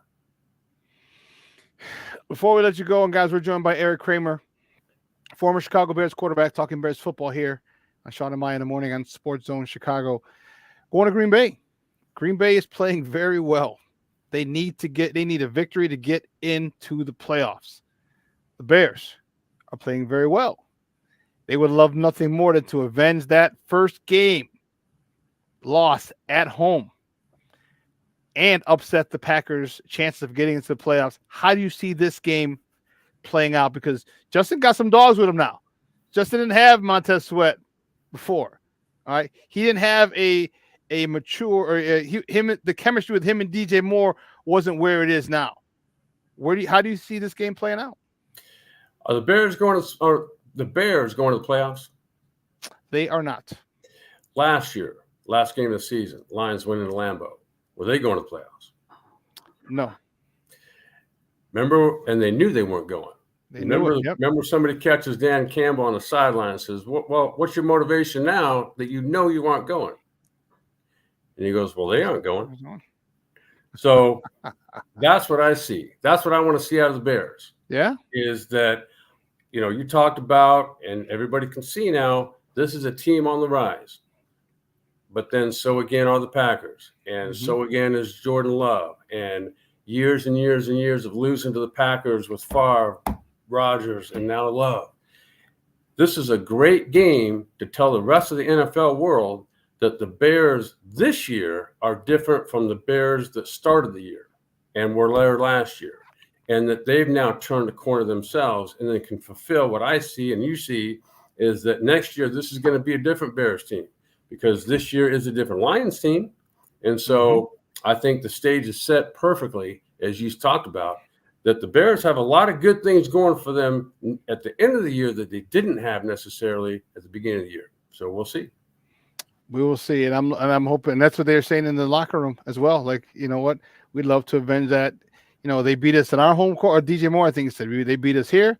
Now it's time for us to go beat them there. And you know what? The fact that we if we do, we'll probably knock them out of the playoffs. That's even better. So as a Bears fan, as a meathead Bears fan, there would be nothing better than knock those sons of guns out of the playoffs and laugh at them.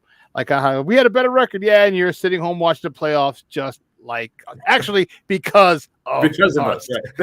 Right.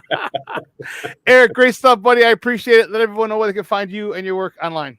At EK. And don't forget to tell about your book as well.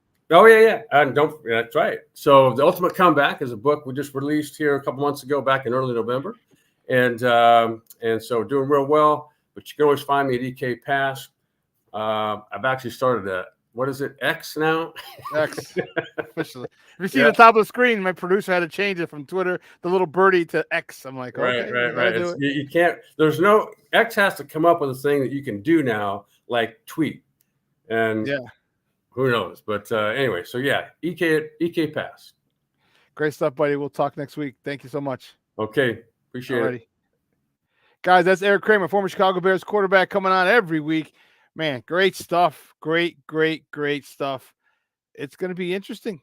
The feel of this team. I can't wait. And it's a 325 game. It's the second game. It's a national game. Woo-wee.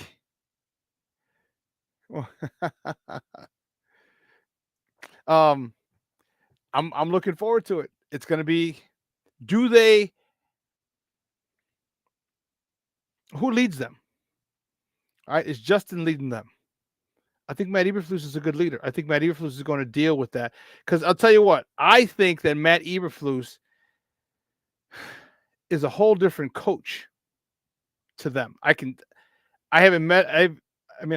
asked Eberflus questions. Yeah, I haven't met him or interacted, hung out with him, except in a professional manner.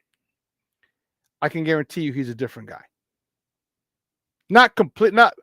Trust me, he gets a little similar to, if you ever heard the way that the Super Bowl Bears, 05, 06, 07, like that the Urlacher Briggs, Tillman, like that Bear. If you ever heard the way that they talk about Lovey, and they're like, no, you don't see Lovey. Lovey's mild mannered. He's quiet in the media and when the cameras are on, they go, but in that locker room, at practice, when you aren't around, when the media is not allowed at practice, it's a different story. And I think that's how Eberflus is. I feel it. I just feel that's how he is. I'm excited. I can't put it in more. I can't describe it anymore. Like, this is a game, and I think Eric put it succinctly. Like, this is a chance to show, like, things changed. Things have changed in the NFC North. Things have changed. And, the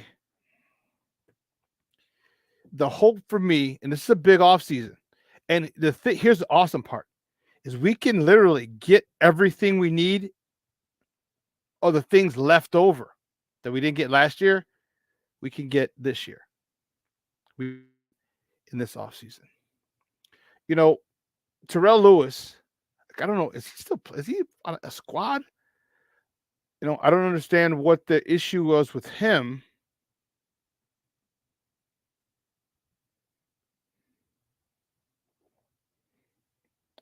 Free agent. He's a free, so he didn't sign with anybody. He's 6'5", 260.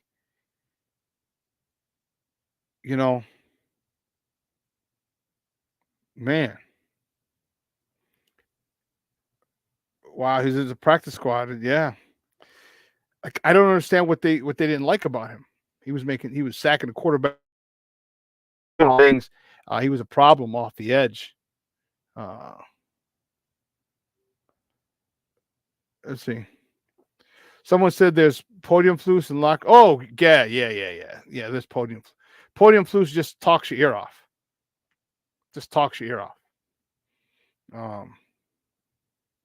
Yeah.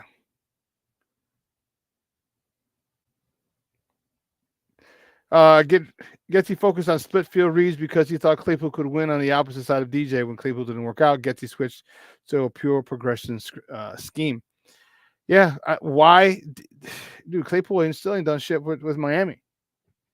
It just goes to show, like, there's a person who literally wasted his opportunity to make a lot of money in the NFL. Wasted it.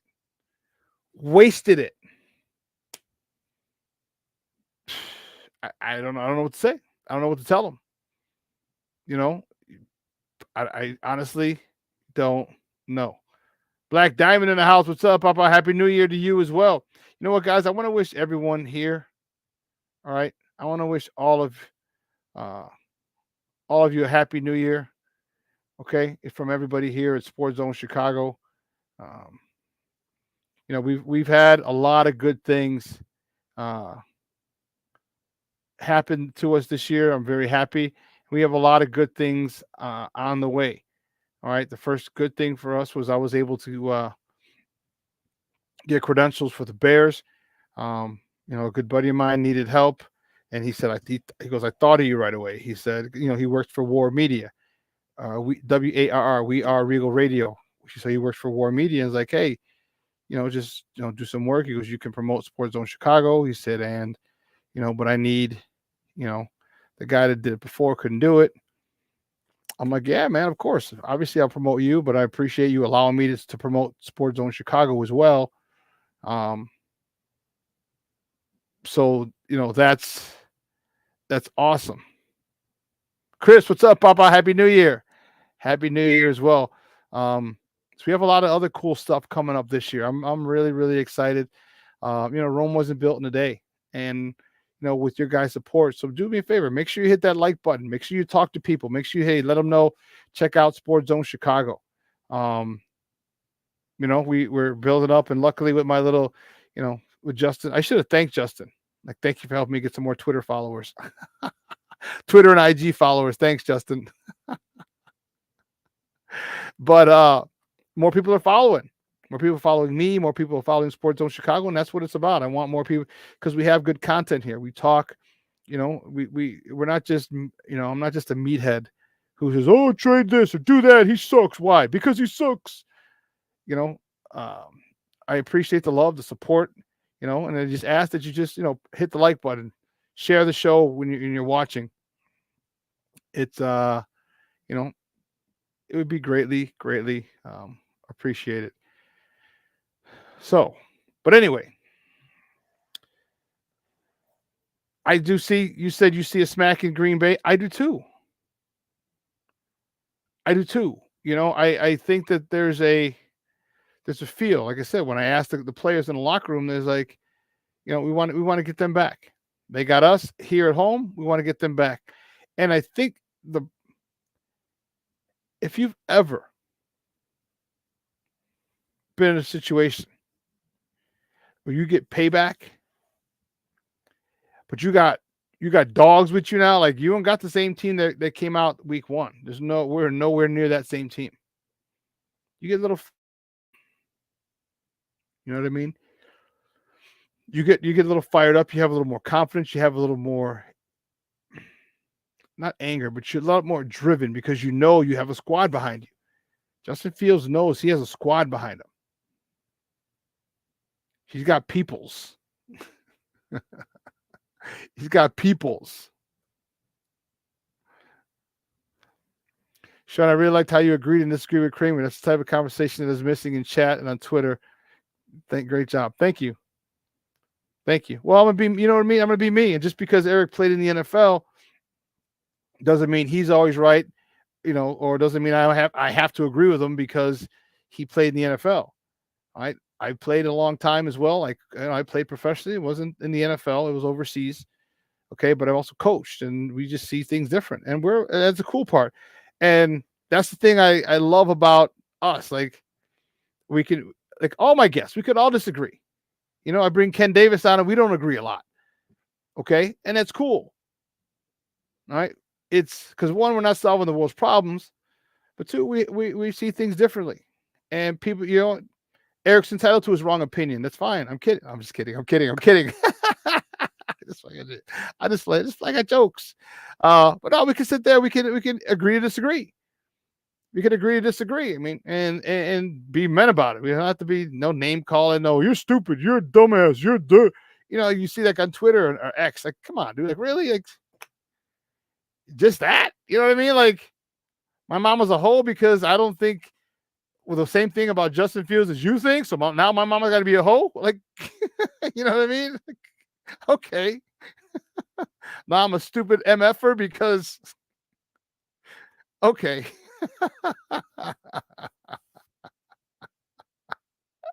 So, no, and that's, and I appreciate it, man. And that's one of the things that, you know, we agree, disagree. And it doesn't stop me from, you know, wanting him on or having him on. No, I love banter. I love going back and forth, especially when you can back up what you say and I can back up what I say. That's what it's about. And that's the cool part. That's why I think we're one of the best. You know, we agree to disagree. We're men. All right. We don't have to see things eye to eye. We don't in some things. So, but it's fun. Black Diamond, I'm guilty of that. What are you? You a stupid MFer. You don't think this, you don't think Justin Fields is this? You dumb. You don't think. You see how many people think, oh, Justin sucks. How can you not see it? You're an idiot. Oh, I'm an idiot. Black Diamond, be better. Then try. Hey, I see you. I'm trying to be better. That's all you can do is try, is work on it. Work on it. I'm working to get better. I like to, when people say stupid stuff. No, I wasn't talking to you specifically. Like, no. Come on. No. I wasn't saying you. I was just using that in general. But I'm the same way. Like because when people say stupid stuff, it's like we need to trade the whole offensive line and get in line. It's like, come on. No, Black Diamond, I wasn't coming at you like that. Oh, you trolling. Oh man. But again, thank you guys. I appreciate it. It was good having Eric on again. And we'll have him on one more time next week, next Monday after the thing. And guess what, guys? You guys are lucky. I'll be on again tomorrow. Have our show on Wednesday. All right. Back to our regular schedule tomorrow. Back to our regularly scheduled programming tomorrow. So I'll be back on tomorrow. All right. So it'll be Tuesday, Wednesday, and Friday. So I'll be back tomorrow. So you guys can tune right back in. Same bat time, same bat channel. So listen, for now, I want to thank Eric Kramer for coming on and talking with us, giving us his perspective. And I love talking with Eric. Just love talking with good football people. You know, one's great. Eric's a great dude. He's just a great freaking guy. Shout out to him. You know, just love, you know, and I'm actually inspired by him and reading and knowing his story, and very resilient. And I love, I'm glad he's able to come and give us his take every week. All right. And then I want to thank you guys for coming on and supporting us. You know, you guys chime in 3 times a week, and I appreciate that. You just a whole bunch of other things you could be doing, and you're not. You're here hanging out, talking shit with me, and I think that's cool, and I appreciate it. I'm very, very grateful for support. I really am. So what I'm going to do is this. I'm going to see you in 22 hours. All right. So do me a favor. Make sure you're back here. Same bat time, same bat channel, 9 a.m. to 11. So for everyone here at Sports Zone Chicago, Elliot Baez, our executive producer, Clarence Council III, our social media guy, and my co-host in absentia, Maya. I'm your boy, the SuperBack, Shawn Sierra. Guys, I hope you guys had a wonderful and a very, very happy new year. 2024 is going to be good for a lot of us. But, you know, it's not going to be good because I say it's going to be good. It's not going to be good for you because if we say it's going to be good, it's going to be good because we're going to do shit about it. Okay, we're going to make it good. All right, things just don't happen. All right, dreams don't work unless you do. Okay, and I'm doing stuff over here to make Sports Zone Chicago better, to make it a better experience for you guys, to make it more fun for us when we, you know what I mean? I think to me that's awesome. I love having fun talking sports, and I love when you guys enjoy it as well. All right, so again, 2024 is not going to be great because we said it's going to be great. This is my year, new me. No, it's going to be great because we go out and we take that sucker by the horns and we make it work for us. And that's what we're doing. That's what I'm doing personally. That's what I'm doing for Sports Zone Chicago. And I hope you do the same thing as well. Okay. Remember, I'm never going to, and Junior says it's going to be good because of Godzilla and King Kong. He's a big Godzilla King Kong guy, if you couldn't tell. Tell you, family is everything, guys. At least the ones you still speak to. Make sure you make a habit of texting people. Just text them. All right. Sometimes talking it gets crazy and it's tough to get off. Just text a person, text the people you love. Let them know once a week, once a month, if it's that, and you'd be surprised how much of a difference it makes. All right. Love the people who love you, and let them know how much you care about them, because as I say every single time I see you guys, life and tomorrow is not guaranteed. It's promised to nobody. All right, guys, I'm out of here. You can have a wonderful day. We're going to replay this tonight at 6 o'clock. So you can check it out. And then tomorrow, I'll be back on tomorrow morning early. Same bat time, same bat channel, 9 a.m. to 11. So for everyone here at Sports Zone Chicago, I'm your boy, the SuperBack, Shawn Sierra, a.k.a. Greg.